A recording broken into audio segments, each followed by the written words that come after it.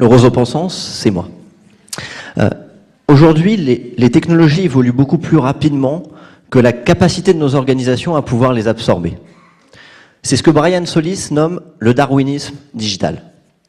Adapt or die, quel degré de liberté? J'aimerais vous parler de ces bouleversements et de la manière dont on peut s'y adapter. La mise en réseau instantanée des individus facilite le contact. Plus de transversalité, d'interaction, de diversité viennent percuter les modes de communication traditionnels de nos organisations, les forçant à s'adapter. Ça, c'est nous. On est condamné de vivre dans un état et dans un flux de stimuli technologiques permanents qui sont autant de demandes d'aide à traiter. Se soustraire à ça, c'est prendre le risque de s'exclure professionnellement ou socialement.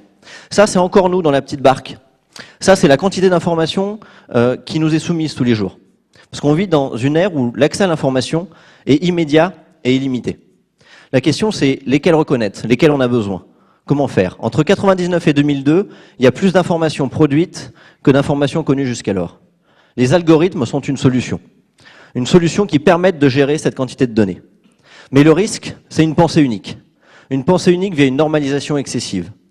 Une autre innovation, c'est l'intelligence artificielle, qui va permettre de libérer l'homme des tâches parasites, qui va permettre de gagner du temps de cerveau qu'on va pouvoir dédier à des tâches plus complexes. Mais c'est aussi une destruction créatrice, comme le dirait Schumpeter. En 2017, un groupe d'assurance japonais a licencié 34 de ses salariés, qu'il a remplacés par Watson, l'intelligence artificielle d'IBM. Néanmoins, si ces innovations détruisent de l'emploi, elles en créent aussi. On peut dire aujourd'hui que 65% des écoliers d'aujourd'hui vont pratiquer des métiers qui n'existent pas jusqu'alors. Précisons peut-être à ce moment que l'évolution dans laquelle nous vivons n'est pas que digitale. Aujourd'hui, on pense trop que le digital, c'est la seule source de modification des bouleversements que l'on connaît. Or, on vit une révolution qui est accélérée et entraînée par le digital, mais qui n'est pas digitale. Rifkin parle, lui, d'une troisième révolution industrielle, avec des modes d'organisation de communication, avec des modes de gestion de la communication radicalement différents. Cette révolution, en réalité, elle est culturelle, elle est également sociale, c'est un bouleversement radical. On passe d'un système de subordination à un système de collaboration, de décisions directives à des décisions participatives, d'une compartimentation de l'information à une information transparente, d'une consultation rare à une consultation permanente. Les compétences qu'on demande également sur le marché ont évolué. Entre 1960 et 2002, on observe une très nette progression des compétences d'interaction complexes et des compétences analytiques complexes. Par contre, tout ce qui est compétences manuelles est en baisse. Tout ça, ça provoque quoi chez nous? Ça provoque une crise identitaire. Une crise identitaire qui est caractérisée par 4 facteurs. L'accroissement de la complexité qui génère une vraie quête de sens. L'affirmation de l'individualité. Une montée de l'incertitude, une généralisation de l'interdépendance. Comment on fait face à ça? Premièrement, moi, je vous propose de voir le côté positif de ces bouleversements.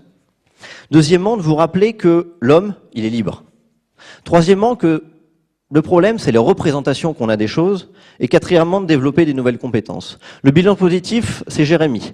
Le digital permet aux individus de répondre aux enjeux auxquels ils doivent faire face de manière plus efficace et efficiente. Et c'est pour ça qu'on doit le favoriser lorsque c'est permanent.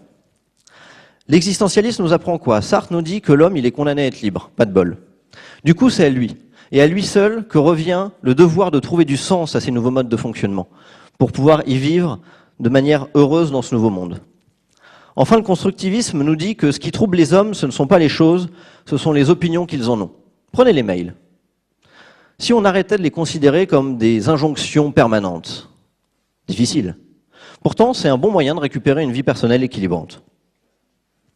Selon l'OCDE, il y a 4 compétences clés qui permettent d'évoluer dans ce nouveau monde. Le premier, c'est la pensée critique face au trop-plein d'informations. La créativité pour développer de nouveaux modes de pensée. La communication pour répondre à des interactions de plus en plus diversifiées et la collaboration pour des enjeux plus complexes. Une fois que tout ça est admis, je l'espère, on peut plus facilement agir sur les 4 leviers de transformation de l'organisation. Équipement, compétences, culture, organisation. Agir sur un levier, c'est agir sur tous les autres. Enfin, en prise avec mon époque, j'ai voulu interpeller, dénoncer, surprendre, rassurer, mais aussi faire rêver, J'espère y être parvenu. Maintenant, c'est à nous tous d'agir pour faire en sorte que le monde dans lequel on vit soit plus facile à vivre. Merci à vous.